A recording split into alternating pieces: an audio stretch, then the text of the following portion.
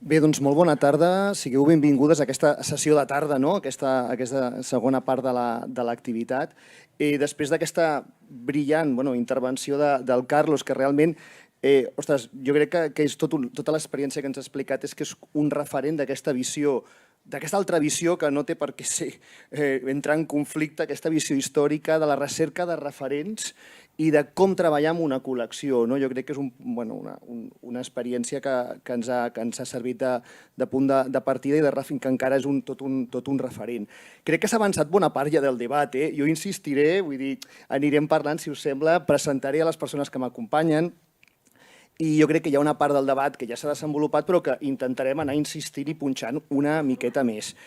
Abans de tot volia agrair, això sí, a l'organització, a les companyes de l'AMC, al Centre LGTB de Barcelona i al grup de públics de museus de Barcelona que m'hagin convidat a una mica conduir o acompanyar aquest debat.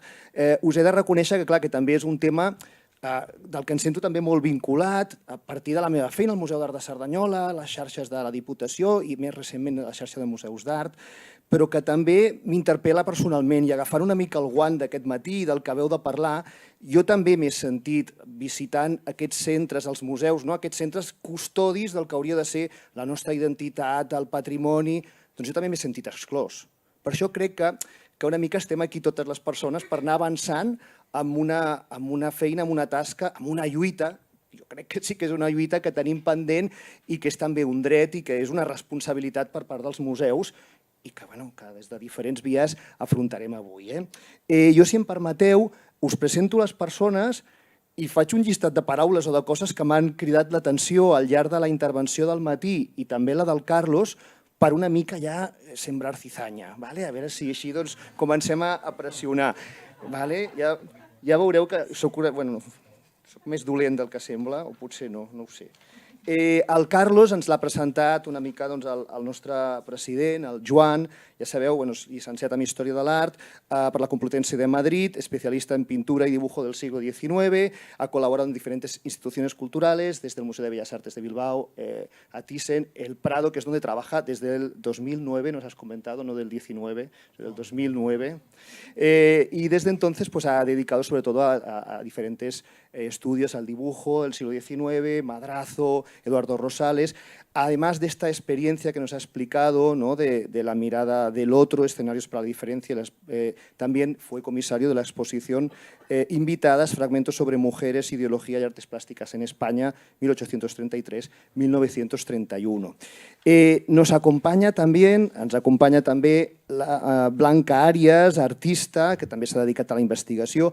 M'encanta que en la seva biografia estigui bruixa i escorpí perquè em sento molt identificat i que a marge de la seva... és graduada en Història de l'Art i també ha realitzat el màster d'Estudis Comparatius de Literatura, Art i Pensament a la Universitat Pompeu Fabra. De fet, ha realitzat també el seu treball de final de màster que ha de presentar recentment. Es dedica a la mediació, activista, artista i també, jo crec que entre les seves tasques més interessants, també ha participat en aquesta acció, en aquestes accions de museus LGTB a la Fundació Miró i al Museu d'Arqueologia de Catalunya. És a dir, que tenim el perfil d'un gran museu, perfil d'activisme, mediació i, per últim, a veure si no se'm perd el full, el Daniel López del Rincón, que, li agradi o no, representa el sector de l'acadèmia. Ja veurem que això comencem a provocar-li. Ell és professor del Departament d'Història de l'Art de la Universitat de Barcelona, ha centrat una mica la seva recerca i la seva docència en l'art contemporani, és doctor en Història de l'Art i és coordinador del projecte d'investigació TEIDE, Temporalidades de Emergencia, Imaginarios, Diagnósticos i Ecologies. A la seva feina ha treballat transversalment l'art amb la ciència, la tecnologia, amb altres disciplines que també trobo molt interessant perquè sembla que només estiguem parlant de museus d'art. Ja sabem que l'art és un refugi per parlar de les persones, de la diversitat, però de museus n'hi ha de molts tipus, llavors intentaríem també obrir-nos a d'altres museus. Com us deia, jo he anat recollint una sèrie de paraules que no sé si és que m'han cridat més l'atenció, si serviran un poco para ir trabajando en el debate o yo creo también para unir unas líneas de de encuentro. Por esta mañana, en las intervenciones que hemos tenido y también posteriormente, se ha hablado de diversidad, se ha hablado de inclusión y de la problemática de la terminología, ¿no? Y a mí también me gustaría recordar una formación con Miquel Misé que nos dijo, a ver, hablad con libertad, se os supone buenas personas, ¿no? Pues hablemos con libertad y corregiremos lo que haga falta, con las alternativas que tenemos que ir aprendiendo. Yo el primero, por supuesto. Se ha hablado de actividades y de acciones temporales, pero también de la permanencia, ¿no? Es decir, ¿qué queda de todo esto, ¿no? Se ha hablado de la gestión y yo creo que ha sido una de las aportaciones más interesantes de las gestiones, de cómo de que todas estas transformaciones tienen que calar en la gestión del museo, ¿no? Se ha hablado también de centro y periferia, y aquí yo como representante de museo arrabalero y periférico lo reclamo, es decir, no todo es Barcelona, ¿vale? Hay territorio, hay redes que tejen el territorio y museos grandes, grandes museos, grandes centros de arte contemporáneo, pero también, y lo comentaba la compañera de Vilanova, pequeños museos en el territorio de 3, 4 personas o unipersonales, realmente. Se ha hablado también de este deselitismo, ¿no? Deselitización de los museos, de que diversidad y de identidades también, la lucha pues también por reclamar otras diversidades. Yo creo que es de lo más interesante que aporta esta jornada de hoy, ¿no? Que cuando hablamos de diversidad, de LGTB, de identidad, estamos abriendo la puerta a todo el resto y aquí se ha insistido mucho en el racismo, en otras luchas, ¿no? Me ha encantado lo de que la cultura no depende de los museos. Qué descanso, qué tranquilidad, muy bien. De la relación con la comunidad, claro que sí, y sobre todo de cuidar a las personas, no solo a la comunidad, a activistas, mediadores, artistas, pero también al personal del museo, por favor, que a veces se piensa en el museo como una institución, realmente la institución o los propietarios son otros, los museos son las personas que trabajamos en el museo y las colecciones. La persistencia, hemos dicho, de las propuestas, el museo que no tiene que ser neutral, ¿no? Comprometido, museo vinculado al poder, es verdad, ¿cómo podemos transformar esto?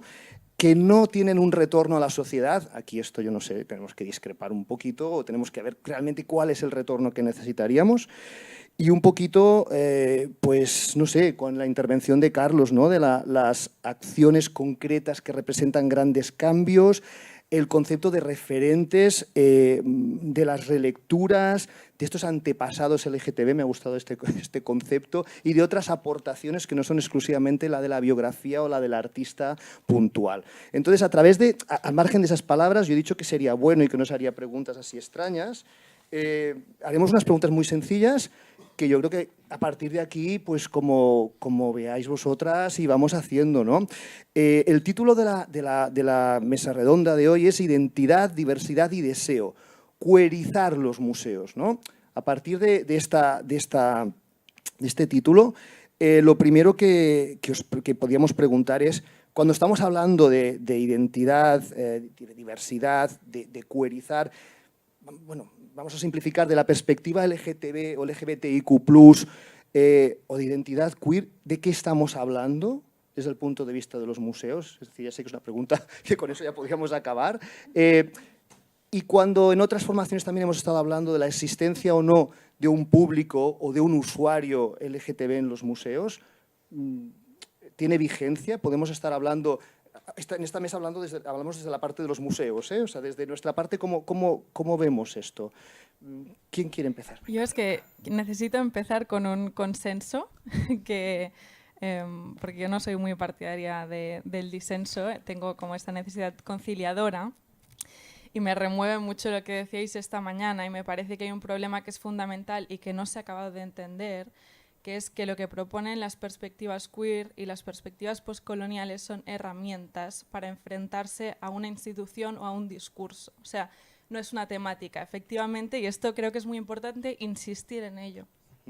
Porque si seguimos pensando en lo LGTBIQ+, también en lo antirracista, como un tema, caemos en que tenemos días o meses para eso y el resto del año seguimos siendo partícipes de todas unas estrategias de marginación institucional de las que todas formamos parte y además consentimos, porque formando parte de estas instituciones de alguna forma somos cómplices de su funcionamiento, nos guste o no. Y mi posición, como os podéis imaginar por mi edad, no es para nada de poder dentro de ninguna institución cultural, ¿no?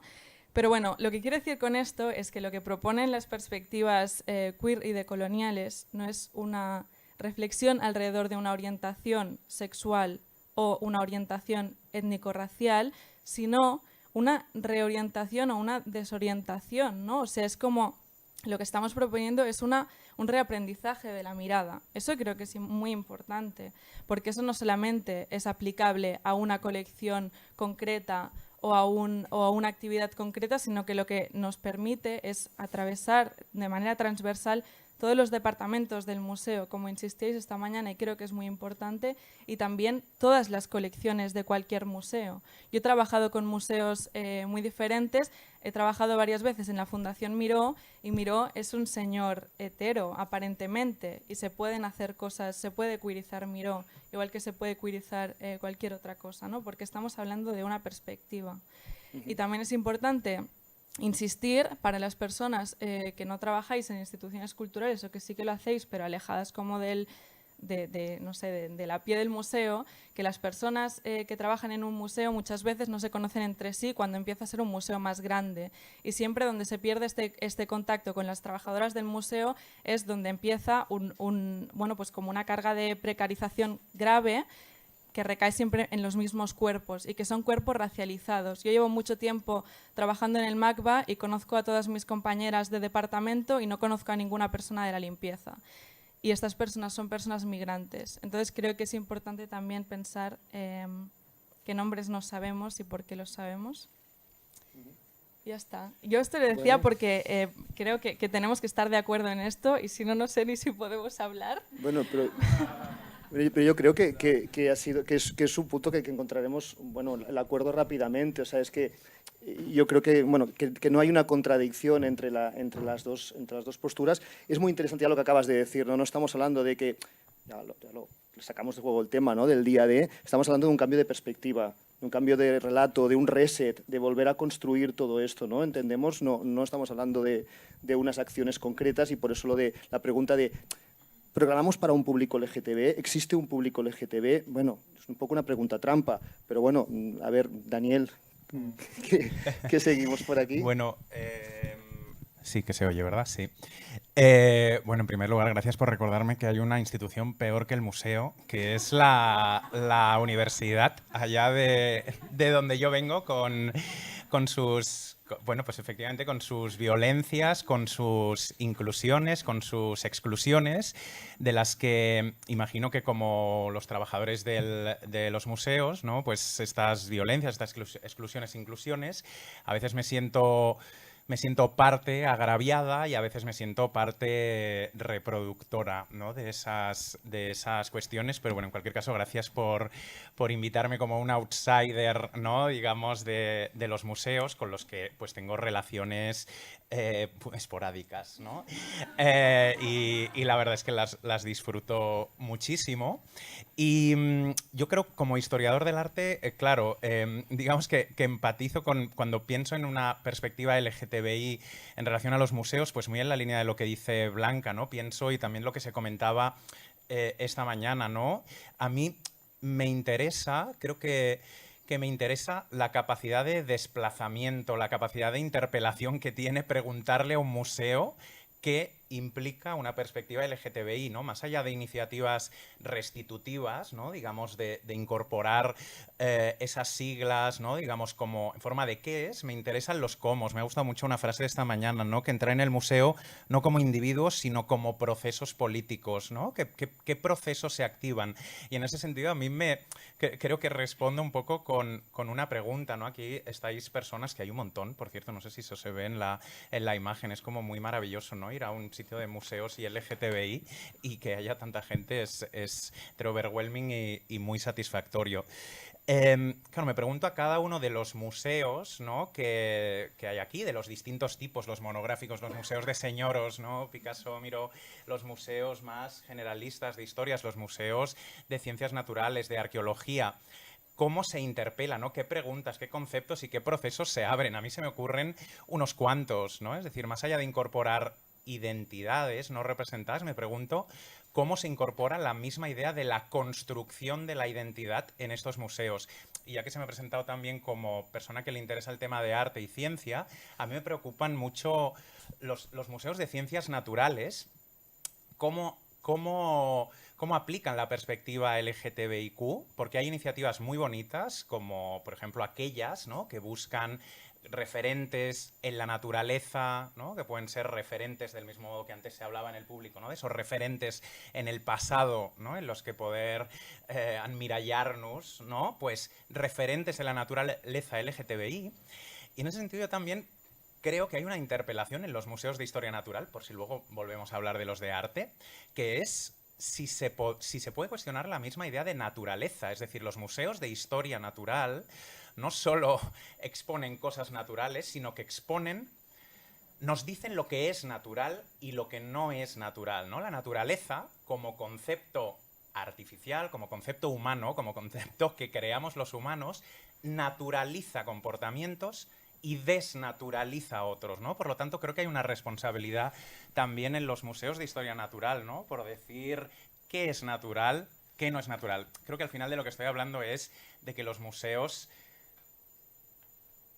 son la norma, ¿no? Y eso creo que incorporar perspectivas disidentes en los museos no deja de ser una manera de normalizar disidencias, para bien y para mal, pero creo que hay que ser consciente que los museos tienen un lugar, ¿no?, desde el cual generan un espacio de representación, tanto, ¿no?, por parte de museos, Museo Picasso, Museo Miró, a quien, ¿no?, junto con Picasso, con Miró, a quién estamos encumbrando, ¿no?, qué tipo de identidad estamos encumbrando, etcétera. O sea que eso pienso, ¿no? Me pregunto qué cosas abre en los museos que quizá pueden aparecer en las preguntas. Espacio de representación, ¿no? Espacio de normalización, la palabra así como... Pero es un poco el poder y el poder del museo de dar visibilidad y también de invisibilizar, ¿no? Es un poco nos avanzamos a este punto final de las responsabilidades. A ti, Carlos, te dejo la pregunta complicada, o más complicada, del usuario, ¿no? Y concretamente, ¿no?, cuando nos has explicado esta experiencia que estaba englobada, o estaba más que englobada, estaba enmarcada en este World Pride, cuando programamos estas actividades, en el caso concreto de vuestra experiencia, ¿se programó para un público LGTB o no? Es decir, en este caso concreto, ¿había esta voluntad o era el marco, la excusa con la que aprovechar para reventar, dinamitar una parte de este discurso, claro, ¿no?, nosotros, del relato?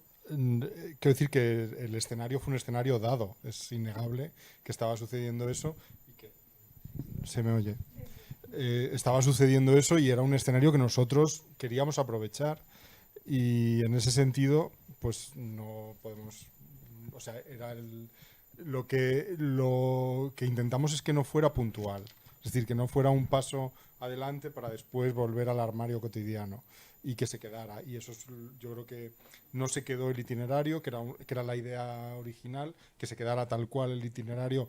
No se podía quedar la obra sobre papel por razones técnicas, pero que todo el resto del itinerario permaneciera. Sin embargo, sí se han quedado otras formas de itinerario marcadas por esa experiencia, yo creo que muy mejoradas, que explican lo mismo que contaba el itinerario y sobre todo hemos ganado la visibilidad de muchas piezas. Pero también creo que era un paso para la institución desde el punto de vista político, ¿no?, de abandonar una supuesta neutralidad que bien sabemos que no existe y hablar de asuntos de los que el museo no hablaba nunca, ¿no? Y a partir de este momento de 2017 fue algo de lo que empezamos a hablar con normalidad dentro del museo y sin violencia. No murió nadie, todos hemos sobrevivido a esta experiencia y ha ido para bien. O sea, hay que decirte que creo que es una suma positiva. No sé si se pensó en algún momento, por eso lo comentaba yo antes, no estoy seguro de que se pensara solo para un público LGTBIQ+. La respuesta, al menos en cuanto a las visitas guiadas, fue que el público tradicional del museo, contra el que nosotros habíamos construido un prejuicio de cómo nos miraban, el público tradicional del museo estaba entusiasmado con la visita y con que no quiero citar nada específico porque puedo ser ofensivo, y no lo deseo, pero estaban aburridos de determinados conceptos que se veían continuamente en el museo y de repente pues encontrarse que alguien les hablaba de otras cosas era algo que agradecieron muchísimo y que fue una de las claves, o sea, precisamente ese público fijo, fiel, cautivo, fue el que mejor reaccionó con respecto a esta experiencia. Y luego fue nosotros tenemos normalmente exploramos con cuestionarios a nuestros visitantes y la reacción fue buena, o sea, hay que decir que fue muy bien recibido por toda clase de públicos. Esto enlaza un poco con un concepto que utilizamos desde el mundo de los museos, que tenemos que renovar la palabra, ya cogemos un poquito el reto de esta mañana, ¿no? Que es el concepto de la inclusividad, ¿no? También de intentar utilizar, ¿no? de programar actividades para un público diverso, adaptándonos a estas características específicas, pero abiertas a todo el mundo, ¿no? Cuando hablamos de esto, diversidad, inclusión, ¿cómo plantearíamos esto desde una perspectiva nueva, ¿no? ¿Qué es lo que tenemos que cambiar, ¿no? para poder incorporar toda esta nueva mirada, Alba? Es que a mí lo de la inclusión me da urticaria bastante fuerte. Lo hemos comprobado, que no es una cosa, pero necesitamos una palabra alternativa. ¿Y cuál es el concepto que tendríamos que utilizar? No es un tema de lenguaje, es un tema de prácticas. O sea, hay que cambiar las prácticas. Y el museo no tiene que ser un espacio abierto o que dé voz a... porque esto es muy paternalista al final, ¿no? O sea, lo que hay que hacer es que estas personas estemos dentro de los museos. O sea, ahora estamos hablando de nosotras, pero por la mañana también hablábamos qué pasa con estas personas migrantes, por qué no están dentro de los museos. Podemos hacer algo para que estas personas sí que formen parte de las plantillas de los museos. Entonces, si el público... O sea, si no solamente el público, pero también la plantilla de los museos fuese heterogénea, no tendríamos esta preocupación por ser inclusivas y por ser diversas, porque ya estaría dentro del ADN del museo eso, ¿no?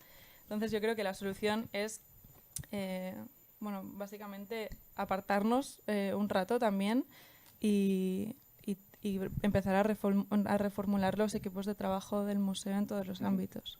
Ese trabajo con la comunidad, es decir, también estás planteando aquí cuestiones de cogobernanza, ¿no? ¿Quién ha de dirigir o cómo podemos incluir a la comunidad en los nuevos relatos o cómo se dirige este museo? Pero luego también cuando hablamos de este tema, creo que también tenemos que tener en cuenta la realidad de los museos catalanes, ¿no? Porque muchas veces cuando pensamos en estas instituciones, bueno, aquí tenemos el Prado, que vamos a decir, ¿no? Museos, pensamos en un gran museo. En Cataluña, de este tipo de museos, con todos estos departamentos, no sé si en esta mano yo creo que me sirven ya los dedos de esta mano.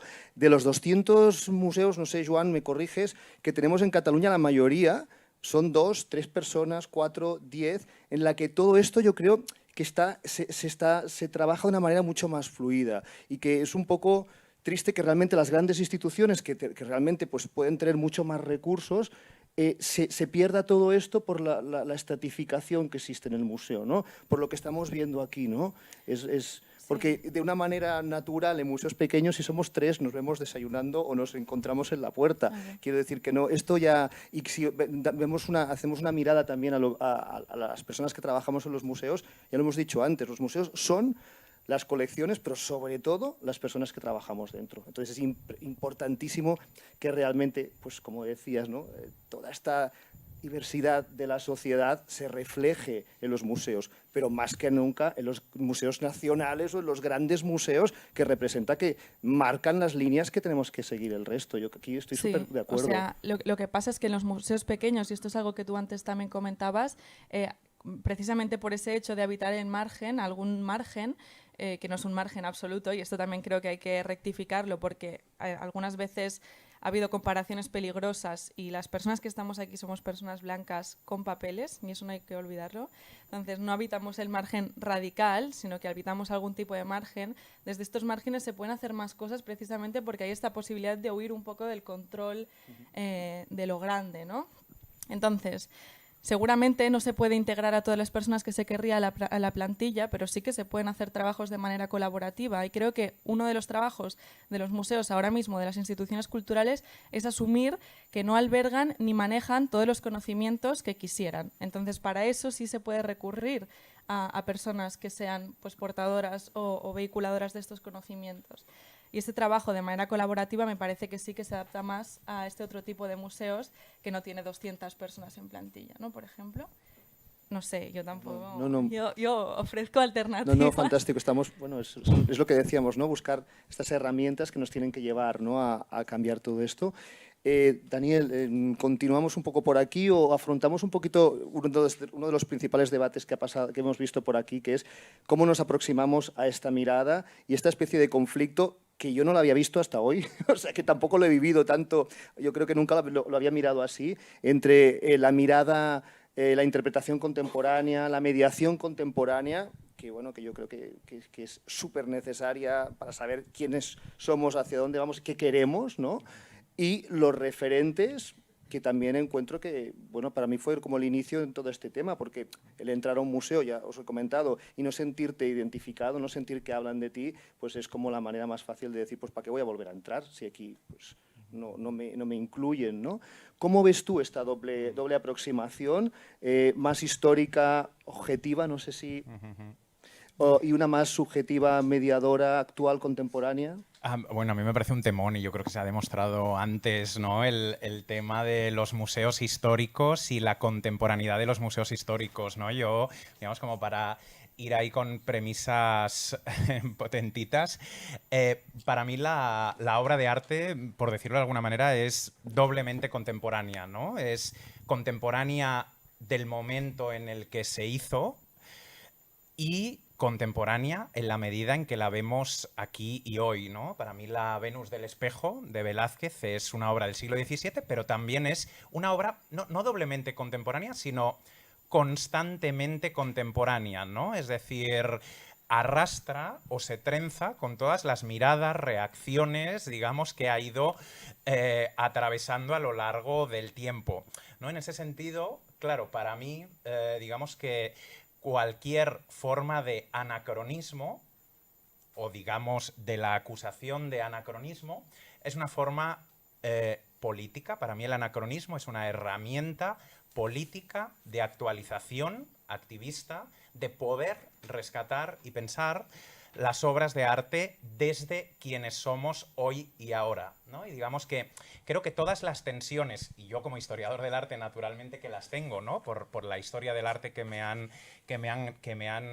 enseñado, todas las tensiones que se generan, ¿no? Entre nuestro presente o el presente actual de la obra de arte y el presente pasado de la obra de arte son muy interesantes, ¿no? Y en ese sentido yo creo que el historicismo, que es una forma, digamos, ideológica, como otra cualquiera, es una opción, ¿no? Y con historicismo me refiero a tratar de restituir las obras al momento en el que se hicieron y reconstruir, puede llegar a ser muy invisibilizador, ¿no? Y pienso con la Venus del Espejo, ¿no? Es decir, a mí me gustaría que cuando voy a la National Gallery, ¿no? y veo la Venus del Espejo, me contaran que hubo una sufragista, ¿no? a principios del siglo XX, que algo debió ver, ¿no? en esa imagen y algo debió entender que representaba ese imaginario, ¿no? de esa mujer, como para rajarla, ¿no? Y es algo que se invisibiliza, ¿no? Y a veces tengo un poco esa sensación de que me gusta pensar las obras de arte en los museos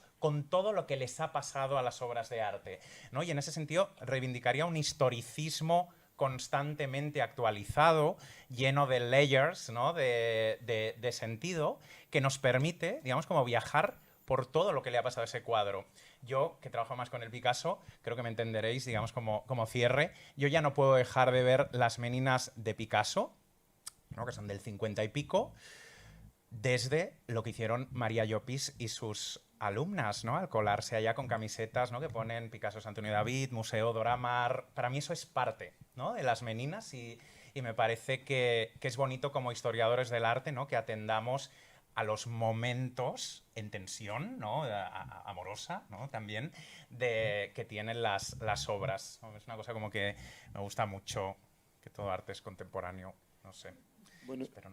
No, perdón. Sí, no sé si he sido lo suficientemente poco conflictivo. No, sí, ya, no te preocupes que saldrá. Entonces, Salva, ¿también estáis de acuerdo en esta visión un poco de que la perspectiva más histórica y la contemporánea son igual de lícitas, pueden ir perfectamente de la mano, coexistir un poco en una dimensión Doctor Strange, ¿no? Para aproximarnos a la obra artística?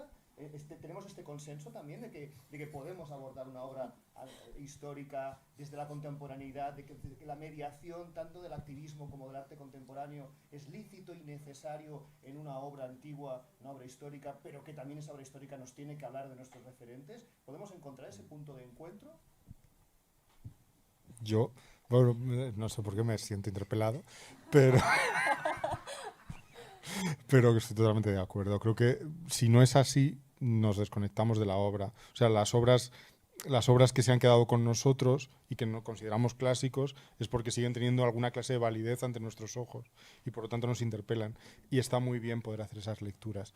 Yo creo que cuando visitamos un museo tenemos que encontrarnos con una información, no sé cómo caracterizarla, pero que nos explique yo trabajo en el Museo de Bellas Artes, quién es la persona que ha hecho la obra de arte, en qué contexto ha salido, y todo eso es muy importante, pero creo que es muy enriquecedor y muy necesario poder hacer ese recorrido de todas las cosas que le han pasado, no solo en la contemporaneidad, sino lo que le ha ido pasando a lo largo de los muchos siglos, ¿no? En qué circunstancias esas obras no se han visto, en qué circunstancias esas obras han estado escondidas, o sea, todo eso creo que nos explica quiénes, o sea, qué cosas han pasado antes de nosotros y creo que son muy necesarias para completar la lectura de una obra, porque le da una polisemia que si no nos la perdemos, por lo tanto no entendemos lo que significa. Y es verdad, perdón, para complementar esto, que a mí me pasa mucho cuando hablo con gente de museos que te cuentan muchas cosas de lo que le ha pasado a las obras y digamos yo creo que es nuestra pasión en general. Claro.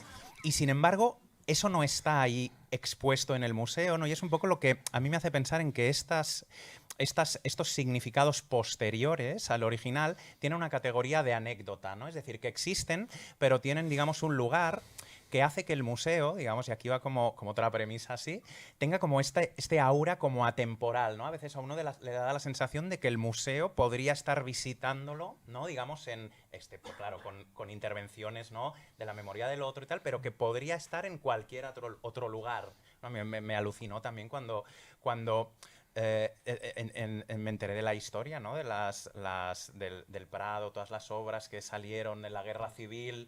Ostras, es épica, ¿no? Hay como cosas muy, muy interesantes y a veces da la sensación de que el museo está absolutamente como cosido a su tiempo, le pasan las mismas cosas que al tiempo en el que vive y sin embargo el museo no nos cuenta todo aquella... ¿Dónde está el álbum de fotos, ¿no? Digamos, más allá de las anécdotas.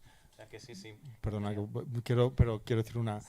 A mí me gusta pensar que en el museo de un futuro muy inmediato todas esas capas de lectura van a ser posibles. O sea, hay que decir que no sé si a través de qué tecnología o a través de cómo vamos a poder acceder mucho más fácilmente a toda esa capacidad de lecturas. Yo recuerdo cuando se veía el 7 del cuadro del 2 de mayo, pero nadie explicaba, o sea, lo explicábamos quienes estábamos explicándolo, pero no había una información, aunque era algo evidente, que un cuadro de Goya muy importante tenía un 7 que se había hecho durante el traslado y que era algo que no estaba dentro de la explicación de la obra, y es en el fondo una cosa tan importante como otros datos que aparentemente nos aportan la tranquilidad de la ficción de ser objetivos. Es decir, si yo explico que la factura se emitió tal día y doy una serie de datos que están consensuados por la academia como más objetivos, me libero de dar una versión hecha a mi medida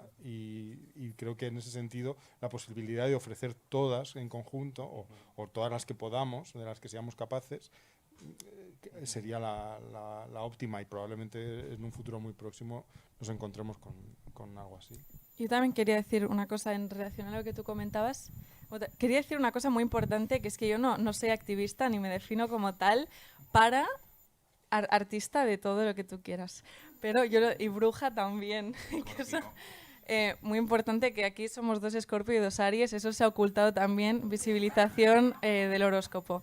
Pero... y ahora tenéis que adivinar quién es quién. Tenéis que votar. Lo que quería decir es... no, yo esto lo digo porque, vaya, que no tengo esa responsabilidad y que no soy para tanto, que las activistas lo hacen mejor que yo.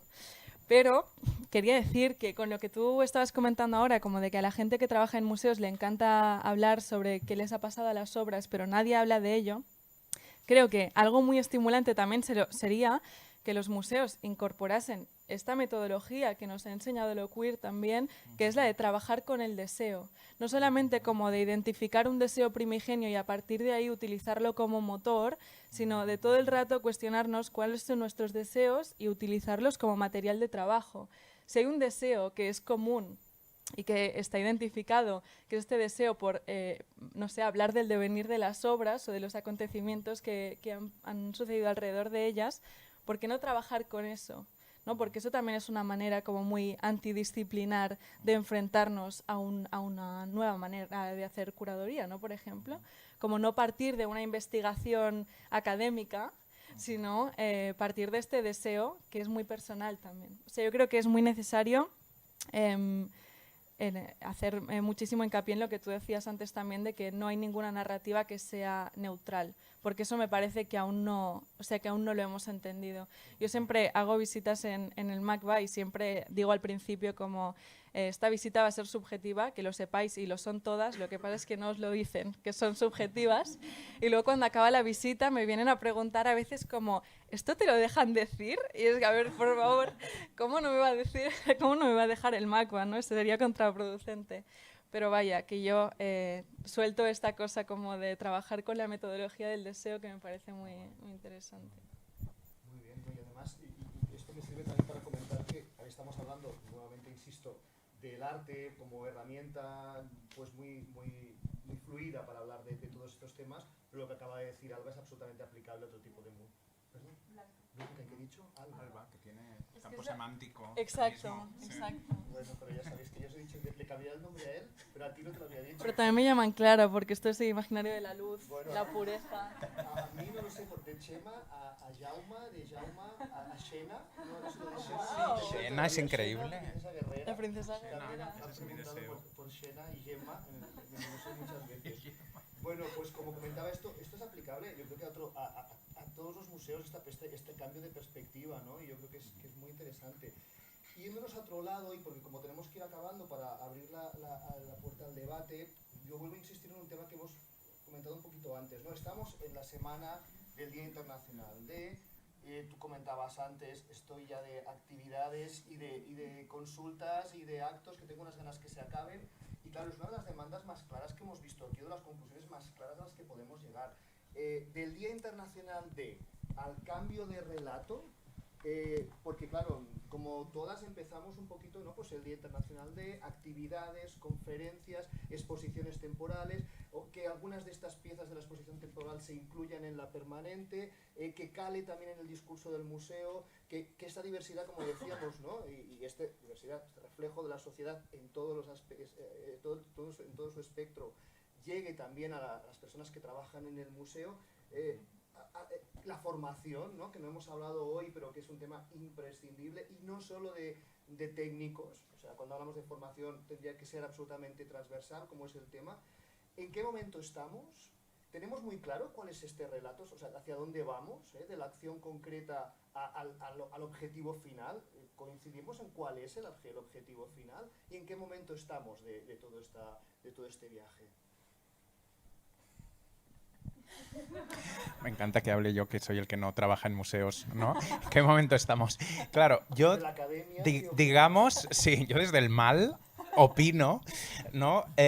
Claro, a mí lo que yo... Sí, voy a hablar desde fuera, voy a hablar desde la verdad, ¿no? Desde el lugar en el que se produce la verdad. Claro, para mí, digamos, cuando me parece como súper sugerente, y creo que todos estaremos de acuerdo, ¿no? En no quedarnos en el día de, y digamos, ver de ¿De qué modo, que es lo que me parece la pregunta, de qué modo eso va a calar en el discurso, va a generar estructura y en cierta medida va a normalizarse, ¿no?, como parte de la estructura? Claro, a mí lo que me preocupa, sin saber, digamos, como un diagnóstico en ese sentido, lo que me preocupa es si la transformación de los relatos va a implicar una eliminación del proceso que nos ha llevado a ellos. No sé cómo decirlo, me parece a mí muy interesante, o sea, me gustan mucho, seguramente desde fuera, ¿no?, desde el privilegio de estar fuera, todos los conflictos que pasan en los museos, es decir, las controversias que hay con las exposiciones, tal, desde fuera, a mí me resultan muy generativas y me gustaría, un poco en la misma línea de lo que antes decía, ¿no?, de la Venus del espejo, que quedara registro, es decir, que la transformación no implicara, ¿no?, como una pérdida de la memoria. Y en ese sentido pensaba también en metodologías, ¿no?, cuando tú hablas ahora como de metodologías, digamos, a la hora en el deseo, proponías. Yo pensaba mucho, ¿no?, estos días, también en cómo se ha utilizado mucho la metodología de la memoria, ¿no?, del recuerdo, de la restitución, de los referentes, ¿no?, y creo que es algo como muy fundamental en los procesos de transformación de los museos, ir recuperando memorias, irlos colocando y tal. Pero yo me acuerdo que leí una cosa que quería como colocar aquí, que me resultó muy chocante, pero también muy interesante, de Jacques Halberstam, que es cómo él reivindica el olvido como algo queer. Es decir, la memoria, ¿no?, considera él, puede replicar, ¿no?, muchas cosas, ¿no? Digamos, como quien dice, el agua que nos viene sucia, ¿no? Y claro, yo creo que nos tenemos que hacer cargo de eso. Yo creo que de eso tiene que ver la memoria y el dar cuenta del proceso. Pero ese agua también viene sucia y a mí a veces también las cosas que he podido trabajar con Picasso, sobre todo, me ha resultado como muy agotador revisitar, de construir es muy agotador. Todos los que hacéis terapia, que sois la mayoría, espero, ¿no? Sabéis, ¿no? Es agotador. Ostras, y si es para uno mismo, vale, pero la verdad es que de construir a Picasso, a mí un poco, la verdad es que llegaba a un punto que pensaba, ostras, qué bien olvidar, ¿no?, que se quede ahí. Y empezamos a construir andamios no desde lo tal, sino cosas nuevas, ¿no? Y un poco propondría como esa metodología, no sé si de transformación, que quizá podría como bascular, ¿no?, entre la memoria y el olvido y, bueno, cogiendo quizá lo más político de cada lado, ¿no? Ese sería el objetivo final de todo este camino, ¿no? Bueno, eso ya lo veréis vosotros con los museos, sí. Yo en la academia me pongo las piernas encima de la silla, ¿no? La resta, com ho veieu? Este viaje, estas actividades concretas, estamos, bueno, yo creo que hasta a lo largo de la sesión se ha ido viendo un poco y coincidimos un poco en todo esto, en esta transformación del relato, en dinamitar todas estas bases un poco de la sociedad, del poder, del heteropatriarcado, y que toda esta transformación va junta, como hemos dicho desde el principio, va unida a otras desigualdades, ¿no? Yo quiero ser también optimista, ¿no? Creo que no estamos, no es una moda, así realmente estamos en un momento, lo comentaba antes, ¿no?, desde el 17 al 19, la COVID por en medio, de concienciación y de que cada vez hay más actividades desde el punto de vista de los museos, ¿no? Los museos LGTB, estas jornadas que estamos haciendo, pero no quiero olvidar también a otras compañeras que están trabajando el tema, ¿no? La Xarxa de Museos de Historia, que está muy implicada con el tema, pues con la perspectiva género, feminismos y también identidades, la Xarxa de Museus d'Art, trabajando feminismos e identidades. Todo esto me niego a que sea una moda, sino que todo esto tiene que sumarse a otras corrientes de transformación, ¿no?, de los relatos y, como decíamos también, de este reset que me ha encantado, ¿no?, de este concepto de borremos, ¿no?, todo esto y empezamos a construir de nuevo, ¿no? Yo solo quiero decir una cosa, que es que a mí, una sola, que es que a mí me da, no he podido intervenir con esta pregunta como tan directa, porque a mí me da mucho miedo pensar de cara al futuro. Y eso no significa que no trabaje con lo utópico, porque a mí es lo que me interesa. Yo soy, o sea, como enfermizamente optimista y es algo con lo que me interesa trabajar, ¿no? Pero lo que pasa es que cuando nos marcamos una meta y cuando la decimos en voz alta, sobre todo porque tenerla para una es una cosa, pero comunicarla es otra, hay el problema de que haya gente que se quiera saltar pasos. Y entonces ahí caemos en el no veo colores, no veo orientaciones, no os quiero dar los datos porque la racialidad no es un problema en nuestro museo, como no es un ítem que tengamos que tener en cuenta. Por eso yo nunca me atrevo a hablar mucho como a largo término, porque me parece que ahora mismo, por ejemplo, necesitamos aún las etiquetas, ¿no? Y aunque en el futuro queramos igual ir hacia otro lugar, ahora mismo me parece que tenemos que preocuparnos por cuáles son las estrategias que tenemos que seguir, porque si no caemos en los errores del fascismo directamente, que es el de no veo y por tanto no discrimino, y no ver, hacer ver que no ves es precisamente lo contrario, ¿no? Es por eso que yo nunca me atrevo a hablar mucho así de cara al siglo XXII, porque bueno, estamos ahora haciendo cosas para el futuro, pero las estamos haciendo ahora con nuestras herramientas del 2022, ¿no? Y ya está. Sí, estamos construyendo y bueno, todo esto está en proceso, es un proceso de continua transformación, ¿no? Pero me encanta también lo de no saltarnos ningún paso. Parece muy interesante. Y yo creo que con esta intervención podríamos acabar un poco con la última pregunta, que no será la de si os subiréis a la carroza del Museo Thyssen, os he dicho que no os la haría, sino que un poco podemos acabar con un poco, si queréis decir, ¿no? Un poco muy brevemente, responsabilidad y retos de los museos a partir de lo que hemos dicho hoy. Ya sé que es, bueno, reincidir seguramente, pero de todo lo que hemos dicho, ¿qué es lo que destacaríais? ¿Cuál es la mayor responsabilidad en todo lo que tenemos establecido como representantes del poder, institución de la mano del poder, que establece qué es lo que es cultura y qué es lo que no es? ¿Y cuál es ese reto que pensáis que sería el más interesante, más importante? El orden, el que queráis. O sea, para mí muy rápido es una cosa solo, que es aterrizar y abrirse al mundo, como dice Gloria Anzaldúa, y ya está, no hay nada más, es muy fácil. Es esto. Yo no soy capaz de objetivarlo también, o sea que... Objetivarlo no, todo lo contrario. ¡Qué miedo! Claro, es que nos has dejado para uy, Sí, claro, ahora ya no se puede decir nada más. Pues nada, Es a tomar una increíble. caña. Me parece un cierre increíble y Se merece un aplauso, creo yo. Sí.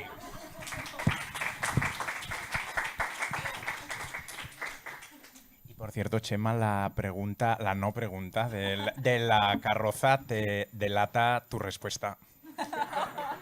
Probablemente. Y vamos, no sé cómo va. Bueno.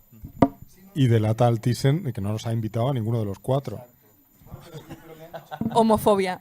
Opino que homofobia. Pero hay un concurso para poder acceder a subirse. No sé si viste que puedes entrar en un concurso y puedes ser una de las dos personas premiadas a poder incorporarse. Bueno, si queréis pasamos a la intervención de las personas asistentes hoy, o si también hay alguna otra intervención, pues de una persona que... Si el Museo Thyssen quiere intervenir desde... Si Tita Cervera quiere intervenir. Nosotros sí que vamos a aceptarles. Yo he hecho la pregunta, que ellos son absolutamente inocentes de la maldad, ¿no?, que me caracteriza. ¿Abrimos un poquito el turno de intervenciones, os parece? Sí.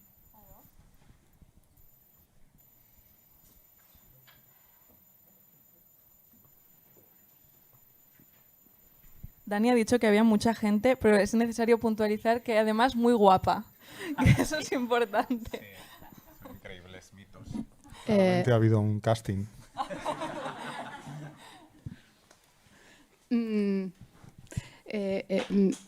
Bueno, gracias. Las reflexiones súper interesantes. Por alusiones, el tema de las ciencias naturales. La ciencia no es neutral. Y como tal, los museos de ciencias naturales somos como el Prado. O sea, acumulamos un patrimonio que es fruto y reflejo de la ideología de las diferentes sociedades que han hecho posible la acumulación de ese patrimonio. Vale. Creo que el tema está en el relato. Eso hay que explicarlo. Es decir, cómo han llegado estas colecciones al museo, de dónde vienen y a qué responden en cada momento histórico. Esto es el relato, esto hay que explicarlo. Esto no lo explicamos, ¿eh? Nosotros decimos esto es un fósil encontrado en, no sé, donde sea, tal, ¿vale? Y ordenamos las colecciones de una cierta manera, pero no explicamos eso. Como mínimo en la permanente, estoy hablando ahora de la permanente, pero el relato, yo creo que el tema es este. Y luego quería decir otra cosa, y es que los museos son otra forma de cultura. Esta mañana ha salido, ¿no? Somos los otros. Pero, ojo, esos otros están pagados por todos. Es decir, que toda la sociedad es responsable o no, pero está contribuyendo a esos museos. O sea que algún interés tendría que tener hacia dónde van los museos. Ya está. O sea, yo creo que uno de los retos de los museos también es hacer saber a la gente que tiene el derecho y también la agencia suficiente como para abordar un museo, tan fácil como eso, ¿no? No sé cómo se hace, pero lo ensayamos. Sí, a ver qué tal. Yo quiero decir que estoy súper de acuerdo con lo que has dicho. Creo que es una misión muy importante explicar la procedencia, la caracterización de la procedencia de cada una de las colecciones que hemos recibido en los museos, porque es lo que define la forma de la institución que tenemos a día de hoy, y sin saber eso no sabemos hacia dónde podemos llevar lo que tenemos. O sea que estoy totalmente de acuerdo contigo. Sí, yo también, claro. O sea, realmente es la autoconciencia, me parece muy bonito, ¿no? Decirlo desde la ciencia, ¿no? Que es seguramente, ¿no? De todos los museos y de todas las disciplinas, aquella que más se asocia a la objetividad, a la neutralidad, y por tanto entender, ¿no? Que el saber científico es un saber históricamente constituido y además cambiante, ¿no? A mí siempre me sorprende, ¿no? En la estructura de las revoluciones científicas, ¿no? Digamos, cuando un paradigma entra en crisis, ¿no? Digamos, la verdad deja de serlo, ¿no? Y otra, ¿no? Digamos, entonces eso me hace pensar siempre que las verdades científicas de hoy son las mentiras científicas del mañana, ¿no? Que llegarán otras. Entonces, me parece que la tarea principal del Museo Científico es casi su historicidad, ¿no? Que, por cierto, en las carreras Academia de Ciencias, ¿no? La historia, ¿no? En biología, tal, suelen ser asignaturas María, ¿no? Por decirlo de alguna manera, que mariófobo, ¿no? Esto que acabo de decir, ¿no? Y por tanto a mí me parece importante. Sí, luego habéis hablado de otra cosa que también me gusta, pero no recuerdo cuál es. Pero hemos dicho que el olvido era queer, así que me quedo con ello.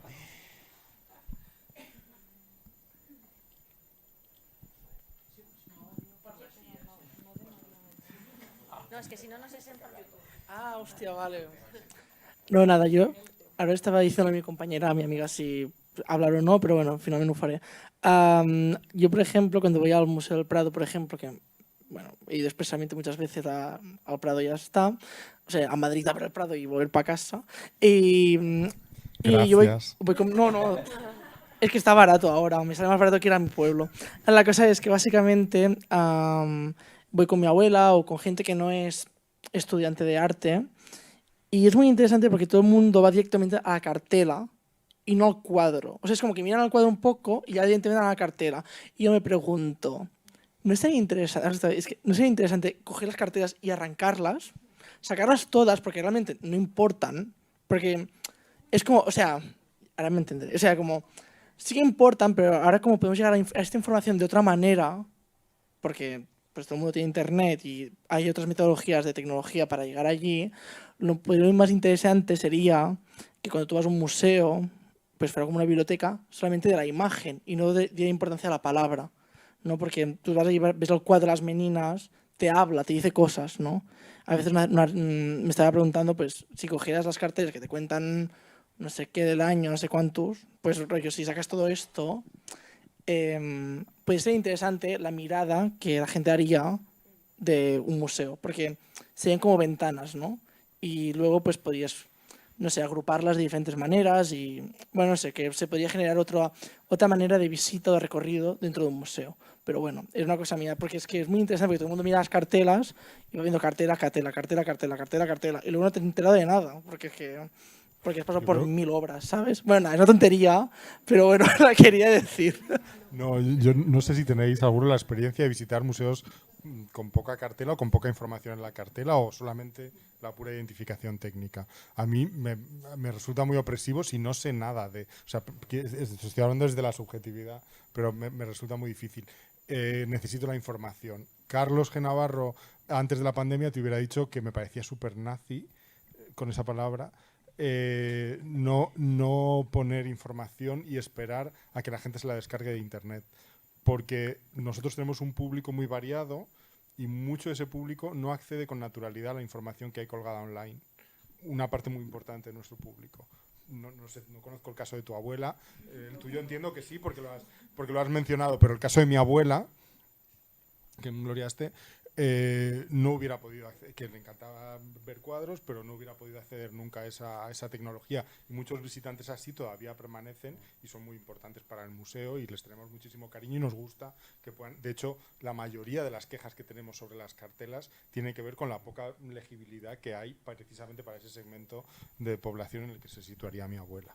Y yo creo que son muy importantes. De hecho, me parece la parte más política del museo, porque en esas explicaciones, en la información que en 60 palabras, que es lo que mide una cartela media del Museo del Prado, eliges contarle a todos los visitantes que pasen por ahí, es exactamente lo que van a aprender la mayoría, los que no se metan a bucear de cada obra, con lo cual es donde está la clave de cómo están leyendo el museo. Me parece la parte más importante. Una parte más importante de un museo, obviamente, son sus obras, pero imagino, o su público, pero desde luego la cartela es el contacto independiente que tienes si no tienes a nadie que te lo explique, si tal, no sé cuánto, para acceder a la información básica donde colocar en tu cabeza esa obra. Eso es probablemente la parte que más pecado tiene del museo, ¿no? Porque es donde desaparece mucha información, donde nos olvidamos de muchos conceptos y donde probablemente lo que nosotros estamos debatiendo hoy aquí tiene su escenario perfecto, ¿no? La clase de explicaciones que nosotros estamos esperando tendría que estar en esas cartelas siempre y muchas veces lamentablemente no la encontramos.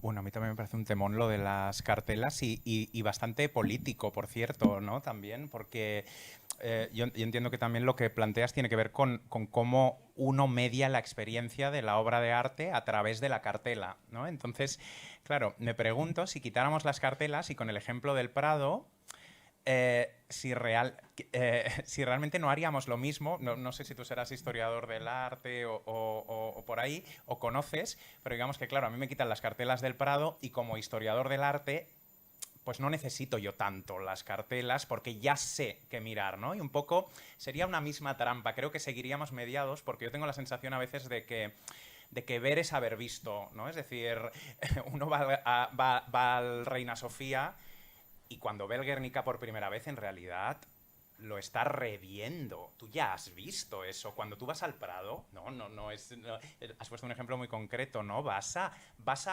no a conocer cosas nuevas, sino a reconocerlas, ¿no? A haber visto otra vez, ¿no? Entonces me parece como un conflicto muy interesante el tema de las cartelas. No sé si sería quitarlas o no, pero efectivamente cómo estamos mediados con las imágenes y si es posible un conocimiento directo y real con las obras, si es que eso es deseable, ¿no? Digamos, como renunciar a eso, casi es como una utopía.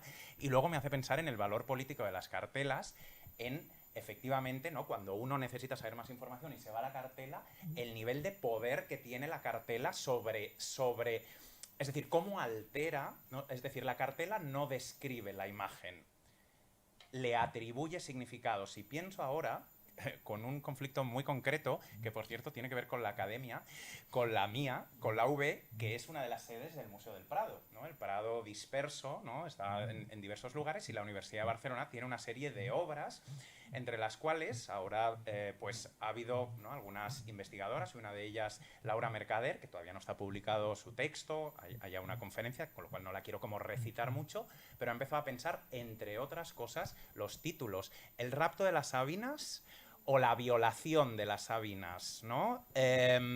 Y en ese sentido, ¿queremos tener colgado un cuadro que se llama Violación? Es decir, ¿qué codificaciones, ¿no? se producen allá de relaciones, de abusos, etcétera, ¿no? Es decir, que los títulos, que también, digamos, pongo este ejemplo de una manera seguramente demasiado simplista, pero es también un debate, creo, en los museos, ¿no? Es decir, cómo renombramos las cosas y cuánto de anacrónico tiene renombrar las cosas y cuánto de deseablemente anacrónico renombrarlas, y qué va a pasar si renombramos esas obras con el hecho de que esas obras estén o no. Es decir, tan importantes son las cartelas y los títulos que creo que nos pueden llevar a sostener obras en paredes o quitarlas. No sé si un museo quiere tener todas sus paredes llenas de violaciones de cosas, y en cambio de raptos, pues que seguramente sí. Sí, a mí me parece que una estrategia casi más útil que quitar las cartelas es multiplicarlas, ¿no? Como que haya tantas que al final no sepas cuál mirar. Esto me parecería bastante guay y que estuvieran firmadas, además. Yo quiero saber quién ha escrito eso. También quiero saber si lo ha escrito una becaria a la que le pagan 3 euros la hora, trabajo que seguramente muchas de aquí hemos hecho. Entonces, creo que sería interesante pensar qué personas están escribiendo eso, porque efectivamente están cargadas de subjetividad estas cartelas, ¿no? Pero si hubiera varias, que es un trabajo también bastante interesante, pues podrías elegir con qué lectura quedarte y con qué persona te cae mejor, ¿no? Porque al final es una manera también como de dirigir mucho la mirada en un museo con el signo de la persona que lo ha...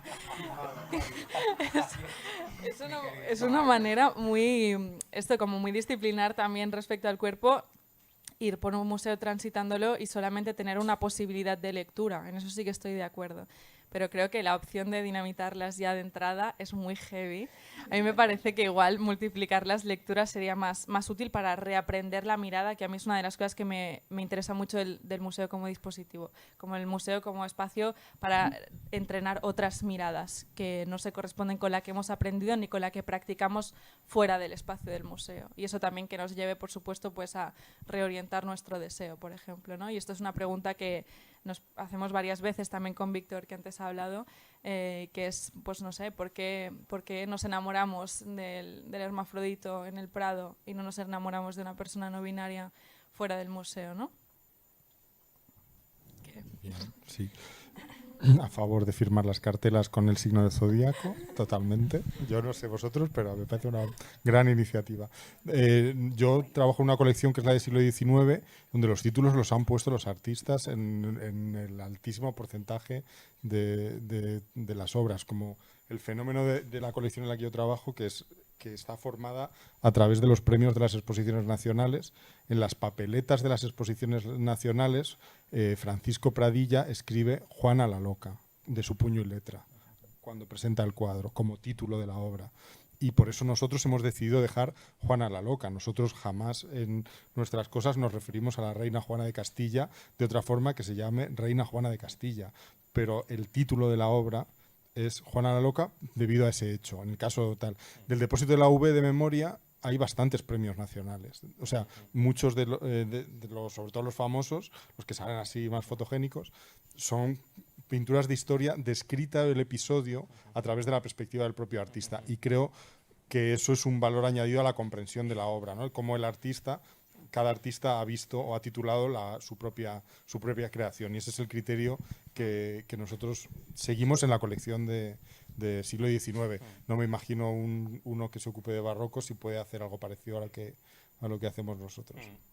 Claro, no, totalmente no. O sea, digamos que creo que el desde dónde es siempre fundamental, ¿no? Desde dónde se pone el título y con qué criterio, ¿no? Digamos que lo que yo plantearía es tener en cuenta, ¿no? si las obras de arte son solo obras de arte que pertenecen al artista o son también, ¿no? Desde un punto de vista de la cultura visual, ¿no? Y en ese sentido hay una interpelación a la historia del arte, son, digamos, imágenes que generan imaginarios y codificaciones culturales y que por lo tanto tienen un valor político. Claro. Y en ese sentido el título, digamos, habría que preguntarse, ¿no? Si pertenece no solo al artista o también a la mirada que la recibe, la connota o le interpela, ¿no? ¿Tenemos otra pregunta? Sí, que es la última ya. No, bueno, yo solo quería añadir, porque me ha parecido muy interesante el comentario, donde yo estoy en el Museo Víctor Balaguer, que ahora estamos cerrados, precisamente hemos planteado una cosa así.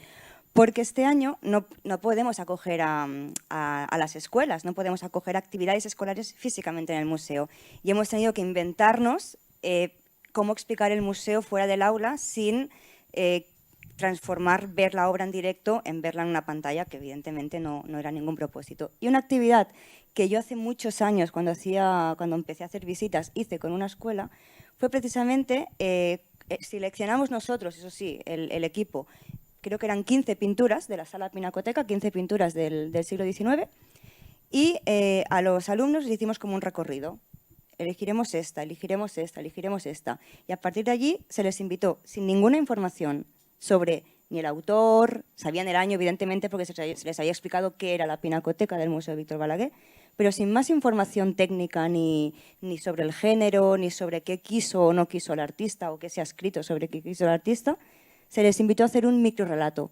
Esto era para alumnos de la ESO y ha sido una actividad que se nos ha ocurrido que llevarla fuera del aula podía tener sentido porque evidentemente no es comparable con la obra en directo, pero sí que puede generar, al menos desde casa o desde clase, un diálogo que veremos, si nos volvemos a encontrar, yo os explicaré cómo sale, porque pueden salir miradas muy interesantes. Recuerdo cuando lo hicimos que con una escena de un entierro salieron historias muy rompedoras, o una escena que había simplemente un mar, alguien vio un barco y empezó a relatar qué había pasado, quiénes había allí, etcétera, etcétera. Con lo cual, también, no sé, es un planteamiento que, bueno, se nos ha ocurrido, a ver cómo nos sale, pero era precisamente sin cartela. Y luego ya les explicamos, igual algún dato o igual no, igual da igual, es igual lo que quiso o no quiso el artista.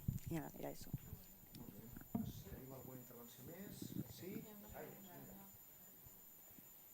Hola, què tal? Jo treballo al Museu Nacional d'Art de Catalunya i m'ha agradat molt el que està passant, la conversa. M'agradaria que al final, jo crec que la paraula clau que heu dit i que té molt a veure amb el que vol dir connectar-se amb una obra d'art és el tema del desig i el tema del vincle. I això, per mi, és abans de la informació. Per tant, com a treballador de museu, la meva tasca és facilitar converses des de l'avui, perquè, com heu dit, qualsevol... O sigui, l'obra no pot ser més que contemporània perquè els nostres ulls són ara i avui, i per tant la meva tasca és facilitar aquestes converses de les quals surt el desig.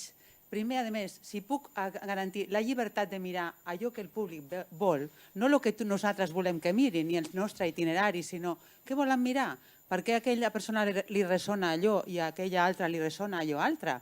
Jo qui soc per decidir què mirem. Per tant, negociem amb els desitjos nostres, els de les persones, i després facilitem aquesta llibertat de mirar a través de la conversa. I després voldrem saber la cartela. Jo això ho experimento cada dia. Hem fet el joc de tapar la cartela, tenir la conversa, i després ara deien, ara no ens deixis així. Ara, després d'aquesta conversa, volem saber qui és aquesta obra, qui l'ha fet, què passava aquí realment. I podem dir, bueno, i això com ho podem saber? El museu explica alguna cosa o no? Doncs aquí en este cartel, i anem a mirar el cartel i després mirem, i què més explica el museu? El museu explica més o no? Per què aquesta obra està aquí al costat d'aquesta? Per què posa aquest text que poseu aquí? Diu alguna cosa? Enteneu alguna cosa? Potser sí, potser no, no? Però vull dir que jo crec que heu dit coses molt interessants i per mi jo em quedo amb això i que a més ho he viscut, és desig, llibertat de mirar, a partir d'aquí vincle, informació, vincle, recerca, vincle, plaer, tot això per mi és això que heu dit. I ja. Molt bé, doncs si us sembla, em sembla una intervenció molt maca, molt interessant per acabar.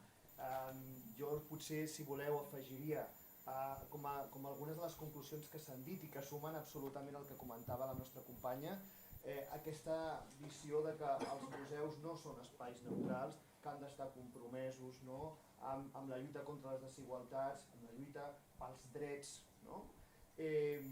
També sumar aquesta idea que hem tingut o aquesta que s'ha desenvolupat d'aquest no conflicte que ha d'existir entre el referent, la visió històrica i la mediació contemporània, amb aquesta mena de dimensió espejo que volíem, aquesta contemporaneïtat de la nostra visió. I potser, per últim, només agrair una mica jo crec que la importància d'aquesta jornada d'avui, la intervenció de la Blanca, del Daniel, del Carlos, i potser jo faria una petició més. Com us deia, hi ha moltes activitats i moltes iniciatives que s'ajunten amb aquestes dates, òbviament els museus de l'IGTB, però també com a museu Rebo el que em proposa la Diputació, la xarxa de museus d'història, la xarxa de museus d'art, estaria molt bé poder coordinar-nos i poder treballar això no només ara, sinó al llarg de tot l'any, amb una feina que crec que totes les persones que estem aquí estem super implicades i que sabem que estem caminant cap a una acció conjunta que no va només d'identitat, sinó que va molt més enllà. Sí, ja sé el que em deixava, òbviament, per mi el resum absolut és per què estem treballant, per fer aquest reset, no? per esborrar tot això i per construir un nou relat. Moltíssimes gràcies a totes vosaltres i a les persones que m'han